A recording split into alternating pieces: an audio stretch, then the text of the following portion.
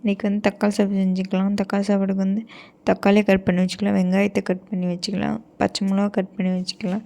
குக்கரை வச்சுட்டு எண்ணெய் ஊற்றிக்கலாம். எண்ணெய் ஊற்றிட்டு கடுகு போட்டுக்கலாம். கடுகு போட்டு வெங்காயம் போட்டுக்கலாம். வெங்காயத்தை போட்டு நல்லா வதக்கி விட்டுட்டே இருக்கணும். வதக்கி விட்டுட்டு இஞ்சி பூண்டு புதினா மல்லி எல்லாத்தையும் மிக்சியில் போட்டு அரைச்சி போட்டுக்கலாம்.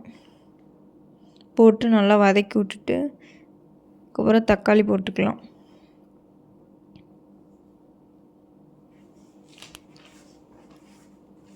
தக்காளி போட்டு நல்லா வதக்கி விட்டுட்டு தக்காளி வந்து நல்லா மசிகிற அளவுக்கு நல்லா வதக்கி விட்டுட்டு அரிசியை போட்டுக்கலாம். அரிசியை போட்டு தண்ணி ஊற்றிட்டு குக்கர் மூடி விசில் வச்சுட்டு 3 விசில் வந்தோடனே இறக்கிக்கலாம்.